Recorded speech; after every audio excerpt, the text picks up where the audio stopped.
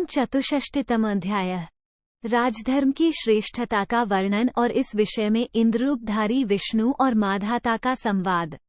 भीष्म जी कहते हैं, पांडुनंदन, चारों आश्रमों के धर्म, यति धर्म तथा लौकिक और वैदिक उत्कृष्ट धर्म सभी क्षात्र धर्म में प्रतिष्ठित हैं। 1 भरत श्रेष्ठ, ये सारे कर्म क्षात्र धर्म पर अवलंबित हैं। यदि क्षात्र धर्म प्रतिष्ठित न हो तो के सभी जीव अपनी मनोवांछित वस्तु पाने से निराश हो जाएं। 2 आश्रमवासियों का सनातन धर्म अनेक द्वार वाला और अप्रत्यक्ष है। विद्वान पुरुष शास्त्रों द्वारा ही उसके स्वरूप का निर्णय करते हैं। 3 अतः दूसरे वक्ता लोग जो धर्म के तत्व को नहीं जानते, वे सुंदर युक्तियुक्त वचनों द्वारा लोगों के विश्वास को नष्ट कर तब वे श्रोतागण प्रत्यक्ष उदाहरण न पाकर परलोक में नष्ट भ्रष्ट हो जाते हैं। 4 जो धर्म प्रत्यक्ष है, अधिक सुखमय है, आत्मा के साक्षित्व से युक्त है, छल रहित है तथा सर्वलोक हितकारी है, वो धर्म क्षत्रियों में प्रतिष्ठित है।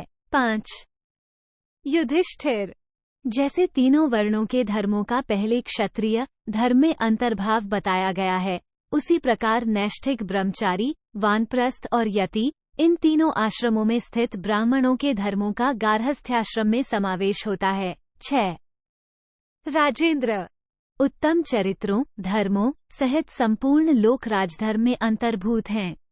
ये बात मैं तुमसे कह चुका हूँ। किसी समय बहुत से शूरवीर नरेश दंडनीति की प्राप्ति के लिए संपूर्ण भूतों के स्वामी महातेजस्वी सर्वव्यापी भगवान नारायण देव की शरण में गए थे।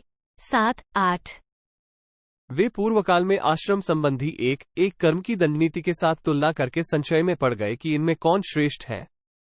अतः सिद्धांत जानने के लिए उन राजाओं ने की उपासना की थी। 9 साध्यदेव, वसुगण, अश्विनी कुमार, रुद्रगण, विश्वेदेवगण और गण, ये देवता और सिद्धगण पूर्व काल में आदिदेव भगवान विष्णु के द्वारा रचे गए हैं, जो क्षात्र धर्म में ही स्थित रहते हैं। 10 मैं इस विषय में तात्विक अर्थ का निश्चय करने वाला एक धर्ममय इतिहास सुनाऊंगा। पहले की बात है, ये सारा संसार दानवता के समुद्र में निमग्न होकर उच्छृंखल हो चला था। 11 राजेंद्र, उन्हीं दिनों माधाता नाम से प्रसिद्ध एक पराक्रमी पृथ्वीपालक नरेश हुए थे, जिन्होंने आदि, मध्य और अंत से रहित भगवान नारायण देव का दर्शन पाने की इच्छा से एक यज्ञ का अनुष्ठान किया। 12 राज सिंह, राजा माधाता ने उस यज्ञ में परमात्मा भगवान विष्णु के चरणों की भावना से पृथ्वी पर मस्तक रखकर उन्हें प्रणाम किया। उस समय श्रीहरि ने देवराज इंद्र का रूप धारण करके उन्हें दर्शन दिया। 13-14 श्रेष्ठ भूपालों से घिरे हुए माधाता ने उन इंद्ररूपधारी का पूजन किया। फिर उन राजसिंह और महात्मा इंद्र में महातेजस्वी भगवान विष्णु के विषय में यह महान संवाद हुआ। 15 इंद्र बोले, धर्मात्माओं में श्रेष्ठ नरेश, आदिदेव पुराण पुरुष भगवान नारायण अप्रमेय हैं। वे अपनी अनंत माया शक्ति, असीम धैर्य तथा अमित बल पराक्रम से संपन्न है। तुम जो उनका दर्शन करना चाहते हो, उसका क्या कारण है? तुम्हें उनसे कौन सी वस्तु प्राप्त करने की इच्छा है? 16 उन विश्वरूप को मैं और साक्षात ब्रह्माजी भी नहीं देख सकते। राजन, तुम्हारे हृदय में जो दूसरी कामनाएं हों, उन्हें मैं पूर्ण कर दूंगा, क्योंकि तुम मनुष्यों के राजा हो। 17 नरेश्वर, तुम सत्यनिष्ठ, धर्मप्रायण, जितेंद्रिय और शूरवीर हो, देवताओं के प्रति अविचल प्रेम भाव रखते हो। तुम्हारी बुद्धि, भक्ति और उत्तम श्रद्धा से संतुष्ट होकर मैं तुम्हें इच्छानुसार वर दे रहा हूँ। 18 माधाता ने कहा, भगवन, मैं आपके चरणों में मस्तक झुकाकर आपको प्रसन्न करके आपकी ही दया से आदिदेव भगवान विष्णु का दर्शन प्राप्त कर लूंगा, इसमें संशय नहीं है। इस समय मैं समस्त कामनाओं का परित्याग करके केवल धर्म संपादन की इच्छा रखकर वन में जाना चाहता हूँ, क्योंकि लोक में सभी सत्पुरुष अंत में इसी सन्मार्ग का दिग्दर्शन करा गए हैं। 19 विशाल एवं अप्रमेय क्षात्र धर्म के प्रभाव से मैंने उत्तम लोक प्राप्त किए और सर्वत्र अपने यश का प्रचार एवं प्रसार कर दिया, परंतु आदिदेव भगवान विष्णु से जिस धर्म की प्रवृत्ति हुई है, उस लोकश्रेष्ठ धर्म का आचरण करना मैं नहीं जानता। 20 इंद्र बोले, राजन, आदिदेव भगवान विष्णु से तो पहले राजधर्म ही प्रवृत्त हुआ है, अन्य सभी धर्म उसी के अंग हैं और उसके बाद प्रकट हुए हैं। जो सैनिक शक्ति से संपन्न राजा नहीं है, वे धर्मपरायण होने पर भी दूसरों को अनायास ही धर्म विषयक परम गति की प्राप्ति नहीं करा सकते। 21। क्षात्र धर्म ही सबसे श्रेष्ठ है। शेष धर्म असंख्य है और उनका फल भी विनाशशील है। इस क्षात्र धर्म में सभी धर्मों का समावेश हो जाता है, इसलिए इसी धर्म को श्रेष्ठ कहते हैं। 22। पूर्व काल में भगवान विष्णु ने क्षात्र धर्म के द्वारा ही शत्रुओं का दमन करके देवताओं तथा अमित तेजस्वी समस्त ऋषियों की रक्षा की थी। 23।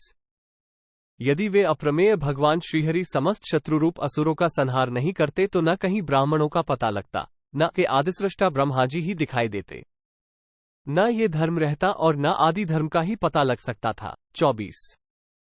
देवताओं में सर्वश्रेष्ठ आदिदेव भगवान विष्णु असुरों सहित इस पृथ्वी को अपने बल और पराक्रम से जीत नहीं लेते तो ब्राह्मणों का नाश हो जाने से चारों वर्ण और चारों आश्रमों के सभी धर्मों का लोप हो जाता।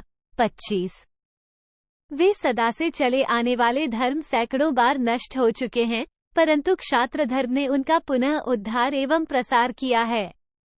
युग युग में आदि धर्म क्षात्र धर्म की प्रवृत्ति हुई है, इसलिए इस क्षात्र धर्म को लोक में सबसे श्रेष्ठ बताते हैं। 26। युद्ध में अपने शरीर की आहुति देना, समस्त प्राणियों पर दया करना, लोक व्यवहार का ज्ञान प्राप्त करना, प्रजा की रक्षा करना, विषादग्रस्त एवं पीड़ित मनुष्यों को दुख और कष्ट से छुड़ाना, ये सब बातें राजाओं के क्षात्र धर्म में ही विद्यमान हैं। 27। जो लोग काम क्रोध में फंसकर उच्छृंखल हो गए हैं, वे भी राजा के भय से ही पाप नहीं कर पाते हैं, तथा जो सब प्रकार के धर्मों का पालन करने वाले श्रेष्ठ पुरुष हैं, वे राजा से सुरक्षित हो सदाचार का सेवन करते हुए धर्म का सदुपदेश करते हैं। 28। राजाओं से राजधर्म के द्वारा पुत्र की भांति पालित होने वाले के संपूर्ण प्राणी निर्भय विचरते हैं, इसमें संशय नहीं है। 29। इस प्रकार संसार में क्षात्र धर्म ही सब धर्मों से श्रेष्ठ, सनातन, नित्य, अविनाशी, मोक्ष तक पहुंचाने वाला सर्वतोमुखी है। 30। इति श्री महाभारते शांति पर्वणि राजधर्मानुशासन पर्वणि वर्णाश्रम धर्म कथने चतुष्षष्टितमोऽध्यायः 64। इस प्रकार श्री महाभारत शांति पर्व के अंतर्गत राजधर्मानुशासन पर्व में वर्णाश्रम धर्म का वर्ण विषयक 64वां अध्याय पूरा हुआ। 64।